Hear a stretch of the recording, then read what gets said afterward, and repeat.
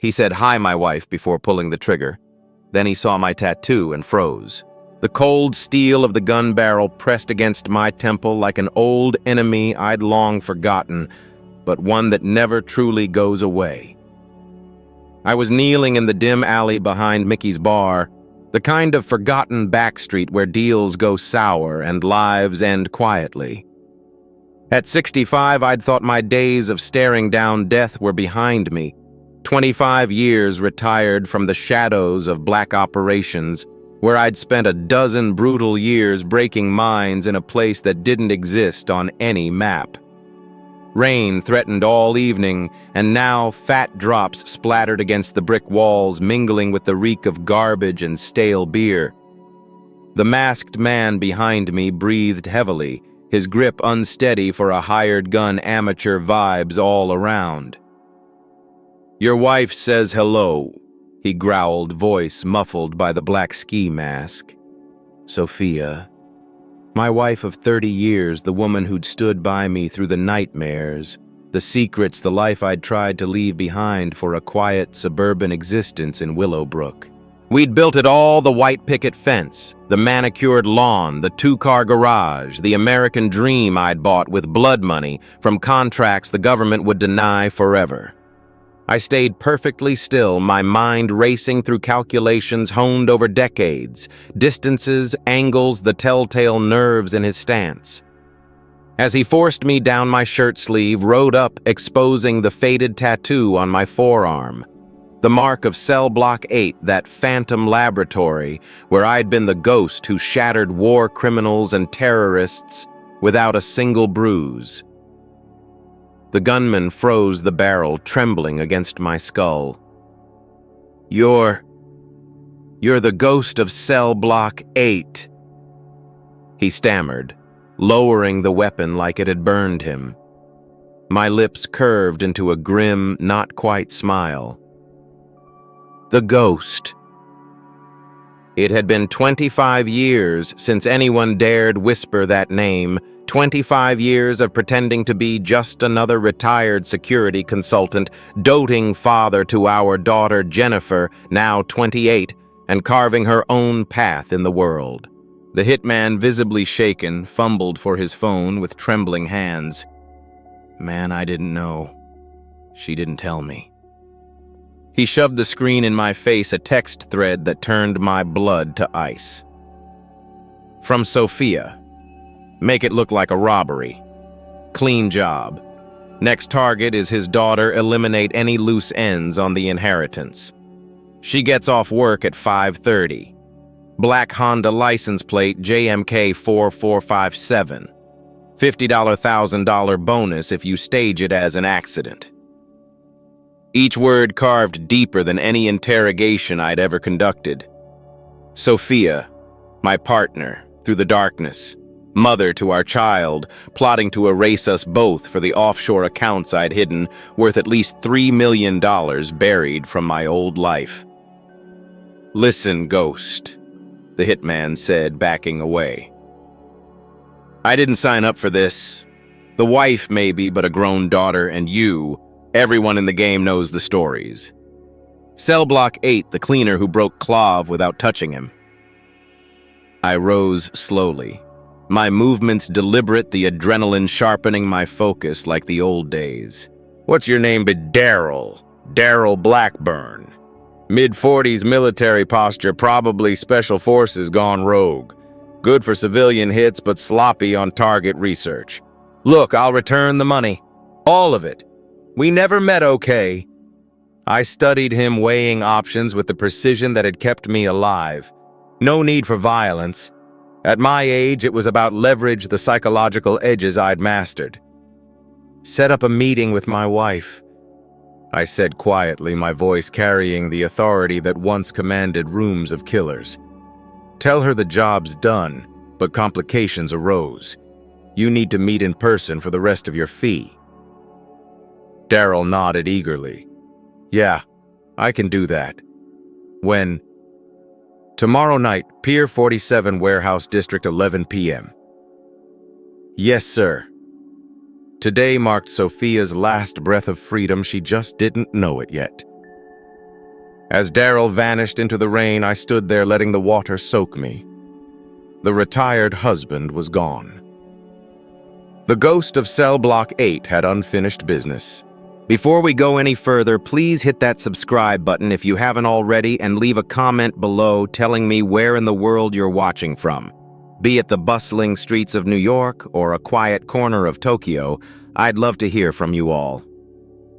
Now, let's get to today's story of betrayal, resilience, and the indomitable spirit of a man who refused to be buried by the people he trusted the most.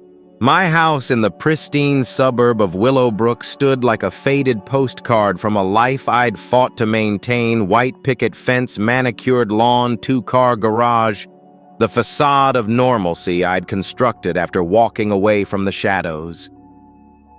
Pulling into the driveway just before midnight, I felt the weight of those 30 years with Sophia pressing down a marriage that had weathered my nightmares from Cell Block 8, but now cracked under the strain of age and unspoken resentments. The glow from the living room TV flickered through the window. She'd be in there watching her late-night crime dramas, perhaps texting her lover between scenes. Clay Noble. The name burned like acid in my thoughts. At 50, he was no spring chicken, but still a smooth operator, a former businessman who'd squandered his ventures and now preyed on affluent women in their later years, offering tennis lessons as a cover for deeper entanglements. I'd sensed Sophia's growing distance for months, the chasm widening as she approached 58, chafing at our routine existence, the quiet evenings that felt more like a prison than the haven I'd intended. She'd hinted at it in subtle ways, complaints about my retired routine, the way age had slowed us both, leaving her yearning for excitement I could no longer provide, or so she thought. I sat in the car for a moment, scanning the house I'd funded with ghosts of contracts past the government-denied ops that had lined those offshore accounts. Strategy first, no rash moves. Inside, Jennifer, our 28-year-old daughter, independent now with her own career, would be asleep after a long day at work. She was the one true anchor in this storm, unaware that her mother had marked her as collateral in a bid for freedom and fortune. The rage building inside me was not the hot fury of youth, but a cold, methodical fire, the kind that had once dismantled hardened operatives through psychological precision alone. I entered silently, key turning with the ghost of old tradecraft. "Angelo," Sophia called from the living room, her voice laced with feigned concern. "You're late." How was work? The question hung like a noose. If only she knew the work I'd just evaded. I found her curled on the couch in silk pajamas, still beautiful in that enduring way, her silver-streaked blonde hair cascading over shoulders, green eyes holding just enough worry to sell the act.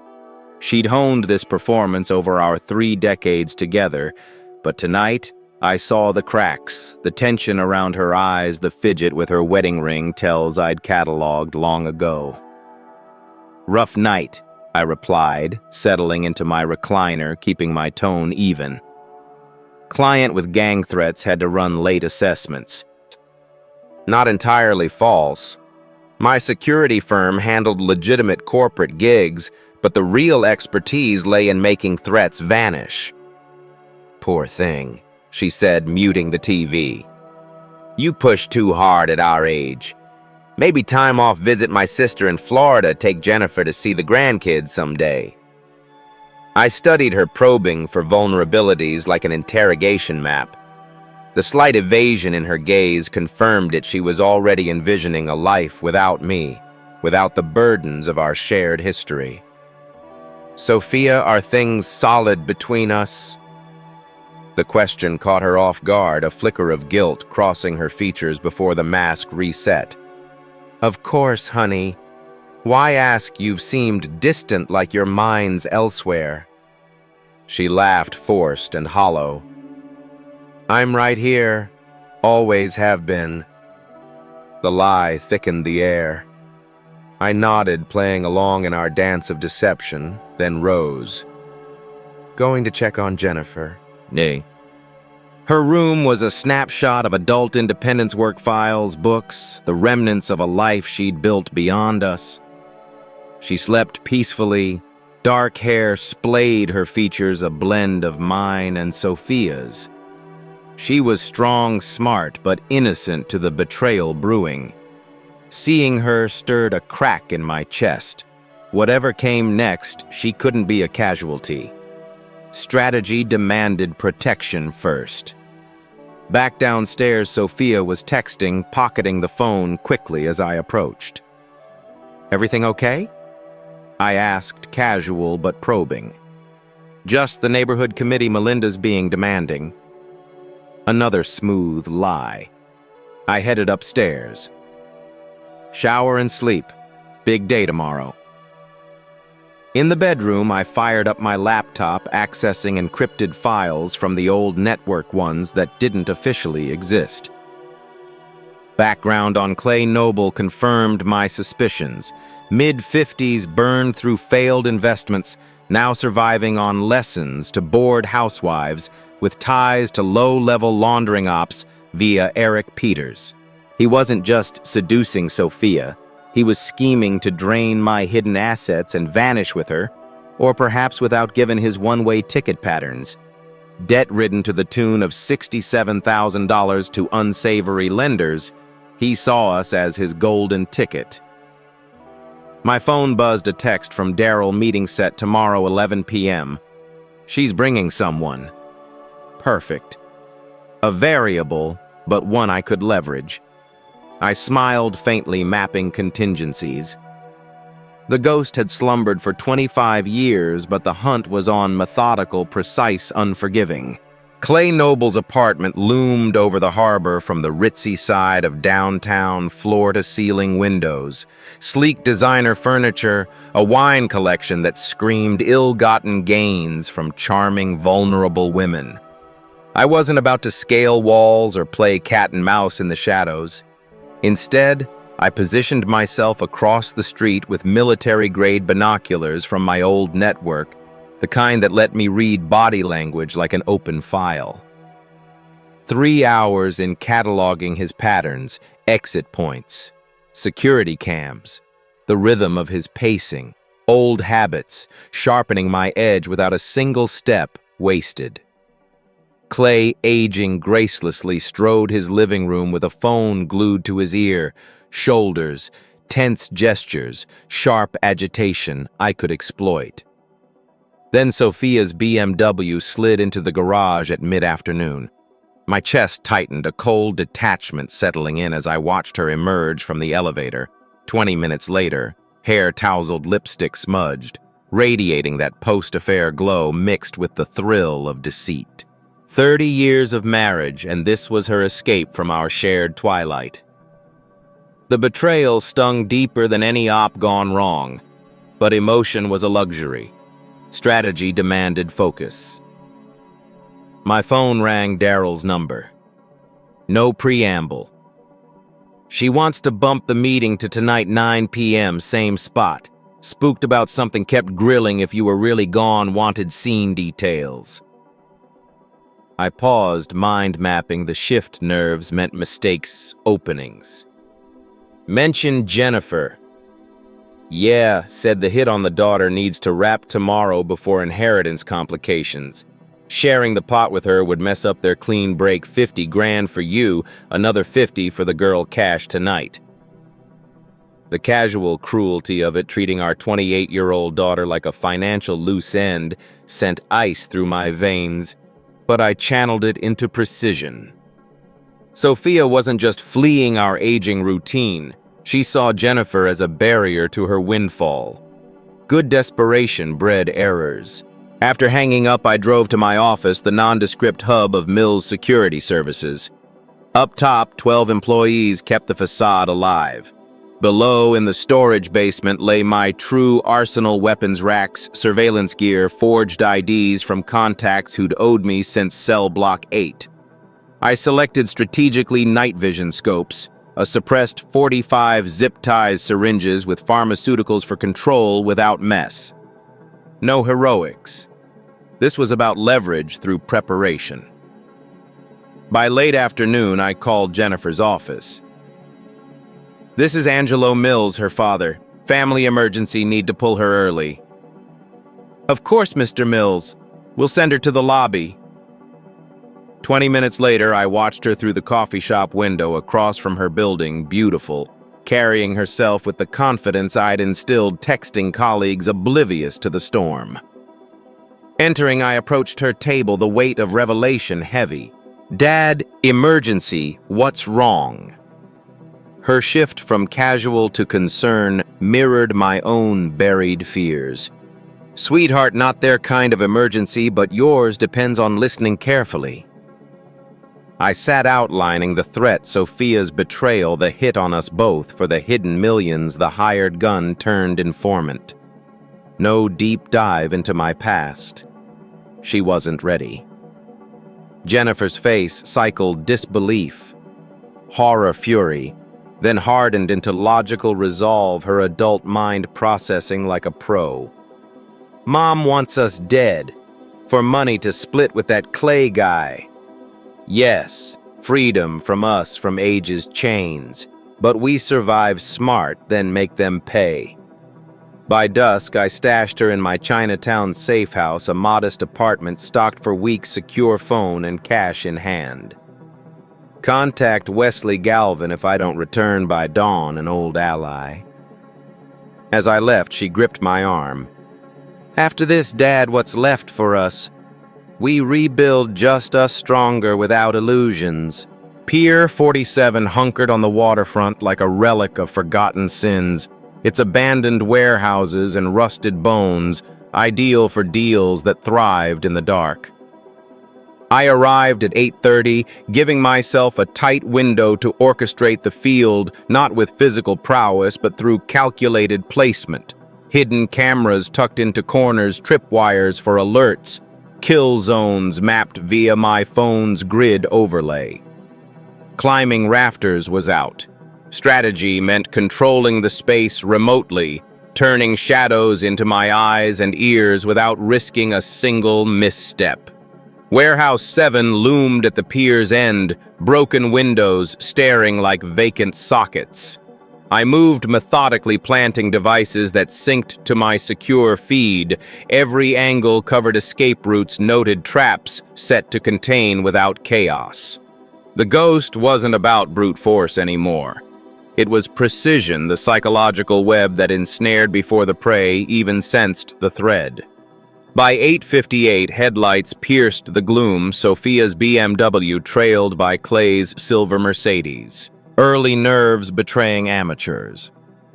From my concealed vantage, I watched them enter Daryl, already positioned near shipping containers, his stance radiating unease. Sophia looked poised, even in this decay, dark jeans, black leather jacket, hair in a ponytail.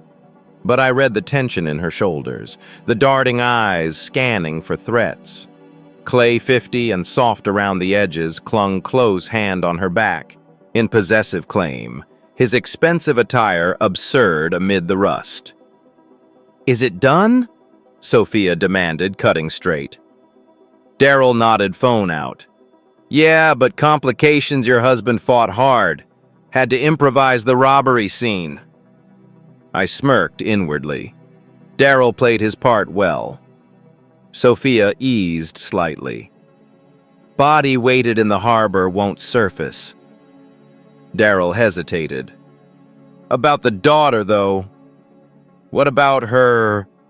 Sophia's tone iced over. 50 grand for a 28-year-old splitting the inheritance. That's heat if it unravels." Clay chuckled mirthlessly. "She's not just anyone Jennifer knows, Angelo's old connections, the accounts. Smart enough to connect dots that could sink us."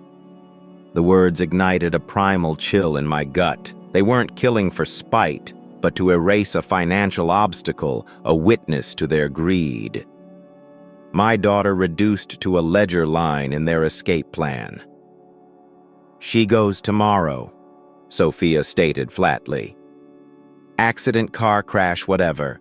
Clean, no ties back. Daryl pressed a spark of reluctance I noted for leverage. Your own flesh and blood. Sophia's laugh cut sharp. She's a complication now, having the pot we need to vanish. With her gone, it's all ours, new life, no loose ends. Clay nodded smug. Tropical shores, fresh identities. Freedom at last. I'd heard enough the betrayal's depth fueling a strategic calm. I emerged from the shadows silently, the suppressed 45 steady. About that freedom, I said, stepping into the light. 3 heads whipped toward me. Sophia paled. Clay staggered back. Daryl's hand froze mid-reach as my barrel locked on him. Hello, darling. I addressed her voice laced with the ghosts of our shared years. We need to talk. The warehouse plunged into silence, broken only by the distant lap of water against the pier. A sound that echoed the hollow ache in my chest after 30 years of what I'd believed was unbreakable trust.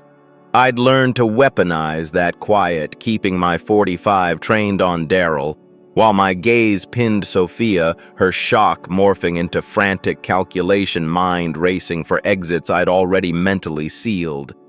Angelo, she said, voice steady, despite the tremor I sensed beneath, like the old interrogations where poise cracked under pressure.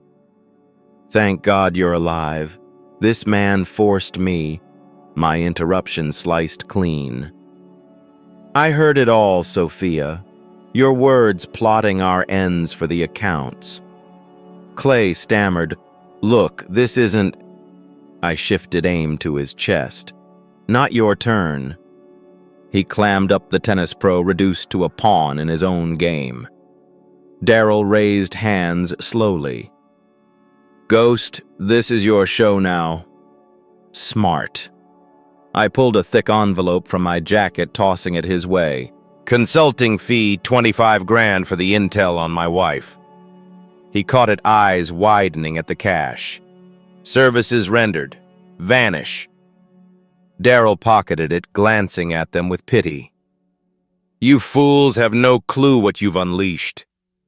Then he melted into the night, leaving us 3 husband-wife-lover, the wreckage of my life laid bare. I lowered the weapon, but kept it ready, strategy dictating control without escalation. 30 years, Sophia. I gave up everything, the ops, the pay for normalcy you craved. A home security, Jennifer. Her mask, shattered voice rising. God, Angelo, you think I don't know your secrets, those trips, the screams in your sleep from shadows you won't name. At our age, it's suffocating, trapped in this routine, watching life slip by while you cling to your ghost stories. I was protecting us. Protecting yourself, she shot back, echo bouncing off walls. From facing reality instead of being that legend. The ghost of Cell Block 8 sounds like a bad novel. Clay edged closer, emboldened.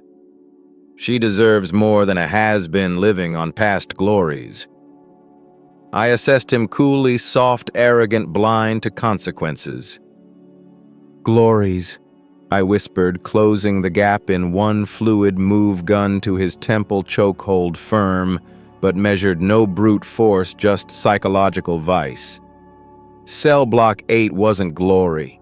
It was a lab for the damned criminals, terrorists.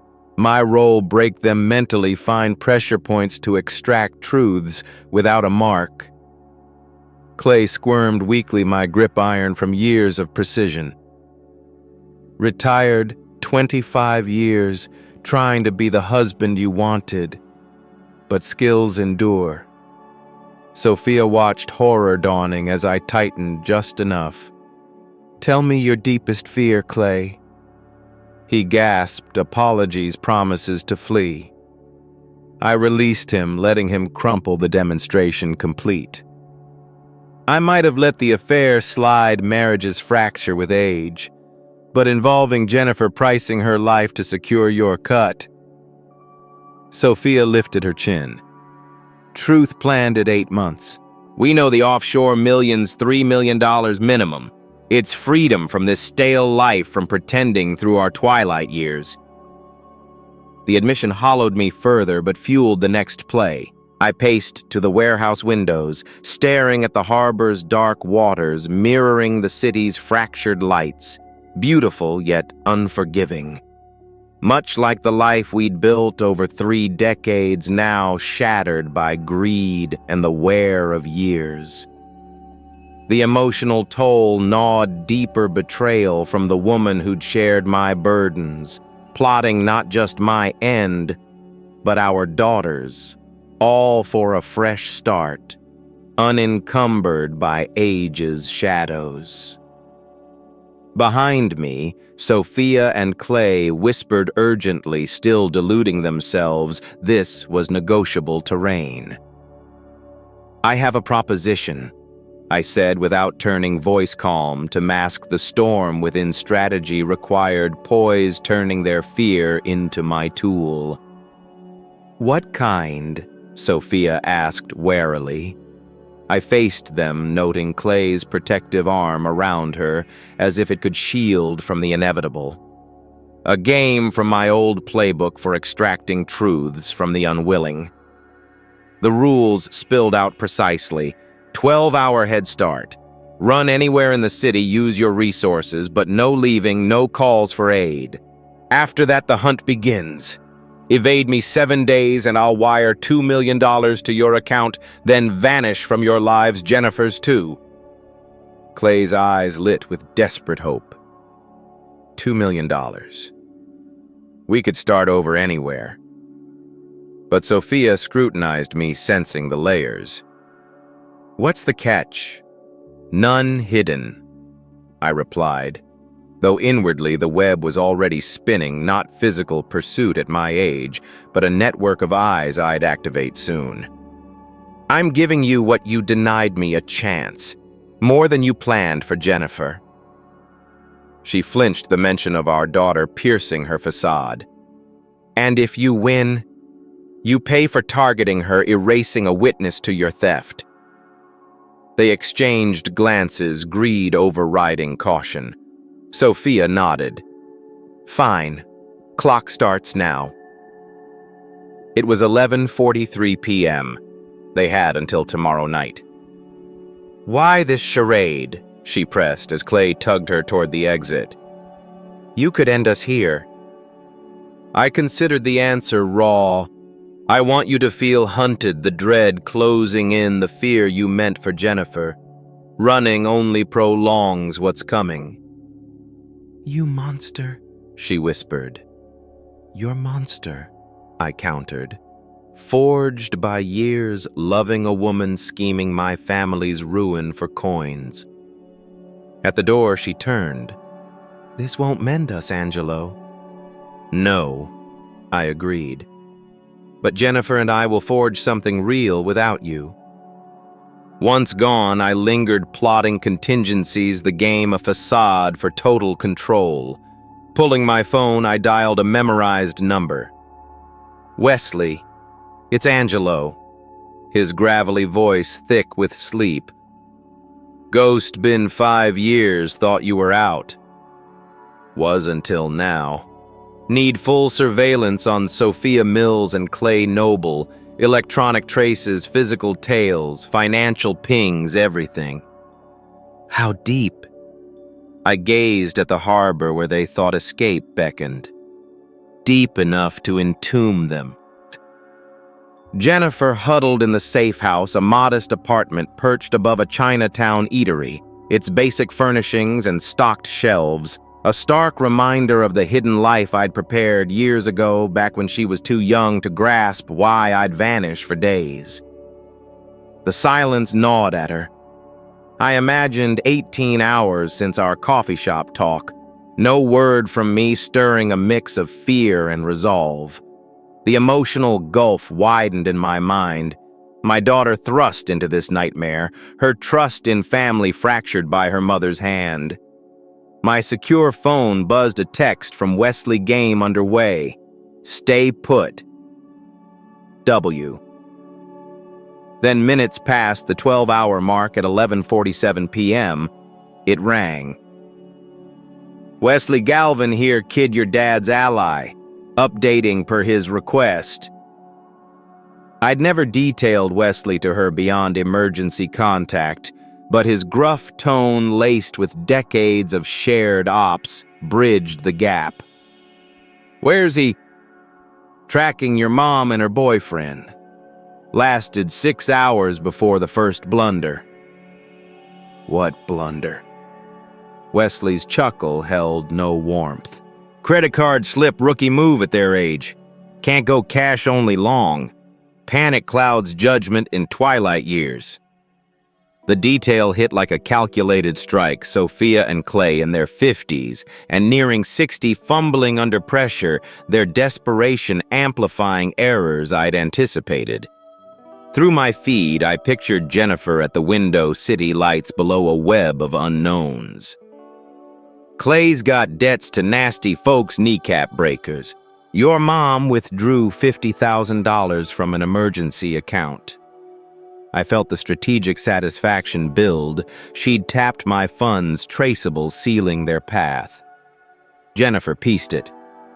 "Paying off to flee clean. Sharp as your old man. They're at Riverside Casino blending in crowds while he settles. Can Dad reach them? In a fortress of feds if needed, but he's playing long. Let them feel safe, complacent." The plan unfolded in my head, networks monitoring every move. No need for personal chase at 65. After the call, Jennifer's thoughts likely turned to her mother, the woman who'd guided her through life, now a betrayer warped by age's regrets. Had it all been facade? Her phone buzzed again. "Mom probing your spots. School pals' haunts. Stay dark. W." She powered down, gazing at the urban maze where I wove the trap. The Riverside Casino pulsed with artificial life even at 3 a.m. Slot machines chiming their endless siren songs, while gamblers fed dreams into unyielding maws, a fitting arena for unraveling deceptions. From the second-floor security office, I monitored Sophia and Clay, navigating the poker room below their amateur disguises. Clay's baseball cap low. Sophia's dyed hair and casual sweater, futile against eyes like mine honed from tracking ghosts across borders decades ago. I relied on allies like Morris Fisher, the casino's security head, and an old comrade from pre-cell block days, his debt to me twice saving his skin, ensuring seamless cooperation. "Your boy's down 30 grand, Morris noted grimly, his 62-year-old frame leaning over monitors. "Playing scared against pros." Clay at 50, trapped by debts from botched business ventures, fed chips desperately, while Sophia supplied cash, her face etched with the strain of age and mounting panic.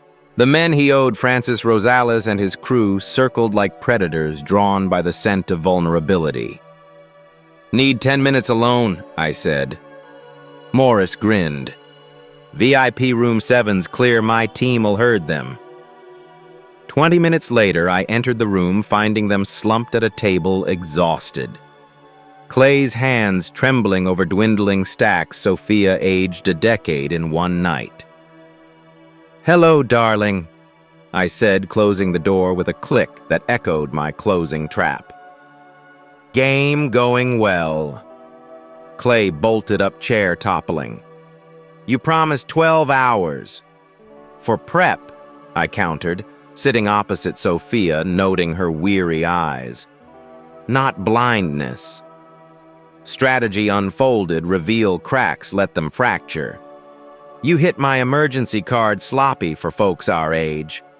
"Needed funds," she muttered, "to clear Clay's $67,000 mess from those failed deals." Her face drained. "How?" "Investigated him months ago, 50 burned through ventures by 42 divorces for cheating and ruin. Living off lessons to women like you. I slid my tablet across financials, glaring debts, assets, patterns. No, he planned to ditch you one way to Costa Rica next week. Sophia turned on Clay, fury igniting. True. His silence damned him. Plan use you to pay debts, then bolt with leftovers. You were a mark, Sophia, not a partner. The betrayal slammed her visibly. She whirled. Bastard, I torched my life for you. Clay erupted. Your scheme, you dragged me into killing for the pot. I watched them devour each other, the psychological break I'd engineered in cell block-style bonds, shattering under targeted pressure. The door opened. Francis entered with enforcers, his soft voice belying danger. Clay Noble avoiding calls. Clay shrank. Got your money, $15,000 here. Francis smiled thinly. Now $93,000 with interest. I rose. Francis, long time. Recognition flickered to respect, fear. Ghost. Thought retired. Family pulled me back. He nodded, glancing at them. Then Noble's debt's his alone. They exited wordlessly, leaving the air thick with impending collapse. The abandoned warehouse in the industrial district transformed under daylight where night's shadows had cloaked our confrontations. Now harsh sunlight pierced broken windows, exposing every rusted scar time had etched a symbol of decayed illusions, much like the marriage I'd clung to through our twilight years. I'd brought Sophia and Clay here not for vengeance's spectacle, but for justice's stage, binding them to chairs 20 feet apart, close enough for accusations, too far for comfort. Preparations came methodically. Chloroform from my kit ensured transport without resistance. Old habits from Cell Block 8 demanding efficiency over exertion. They stirred as I laid out tools on a table gun knife, syringes of varied hues, a remote-like device, props for the mind's theater. Jennifer's safe, I said, voice echoing in the vast emptiness, with allies ensuring her future, the one you tried to steal. Sophia tested Bond's eyes, defiant. She'll never forgive what you do to her mother. Her mother plotted her death. Forgiveness runs thin there. Clay's sweat slick pleaded. Ghost, I messed up, but Sophia drove the kills. I just wanted out of debt. Even now, deflection. I studied him clinically. You enabled it planned to ditch her post-heist. Pulling my phone, I played his recorded words. She'd connect the dots eventually, smart ones do. We'd look over shoulders forever. His face ashen. You taped us. Always, I replied. Now what to do? Sophia sneered. Kill us, then claim your ego. I considered the weight of age softening raw fury into reflective clarity. Perhaps, but I can live with mercy. Picking a syringe. This paralytic, helpless, yet aware, perfect for witnessing consequences. Another, hallucinogen for paranoia, turning allies to enemies in your mind. Physical pain was crude, the psyche fractured cleaner. The door creaked. Jennifer entered, flanked by Wesley and Morris, her face hardened beyond years, yet carrying a quiet strength. Jennifer, Sophia gasped. Don't see this. She stopped feet away. See what you reaping what you sowed. I'm still your mother. Mothers don't erase daughters for shares in fortune. You're just the woman who birthed me now. Pride and sorrow mingled in me. She'd grown fierce, but at what cost? What now? I asked her. She eyed them. Make them lose everything like they planned for us. I nodded. Wesley stepped up, briefcase open. Clay Noble arrested for conspiracy fraud, 15 felonies. FBI's eyed your laundering for years, evidence poured in once pointed. Clay crumpled.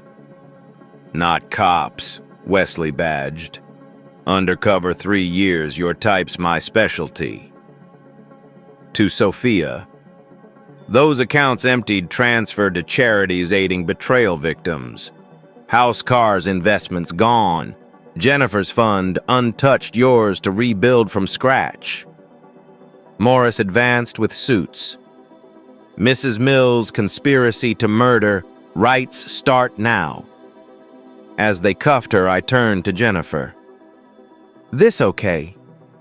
She watched. They live, that's mercy we weren't offered. In prison, they'll reflect on age's regrets. Sophia turned last. Won't fix your brokenness, Angelo. I pondered. Maybe not, but it'll suffice. Alone with Jennifer, sunlight warmed brighter, cleaner, a beacon of release. Dad, she said, share your real past, who you were.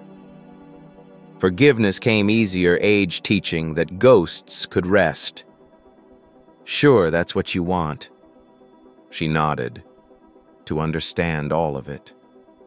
I draped an arm around her, walking into the sun. Tomorrow, then. The ghost has tales, but we'll build freedom now, just us, a brighter horizon ahead. And there you have it. Another tale of betrayal turned to triumph. What did you think? If this story inspired you to reflect on trust and resilience, like, subscribe for more gripping revenge chronicles, and comment your thoughts. Below, share if you faced similar shadows. Let's build a community of strength. Hit that bell and check the recommended videos for your next fix. Don't miss out.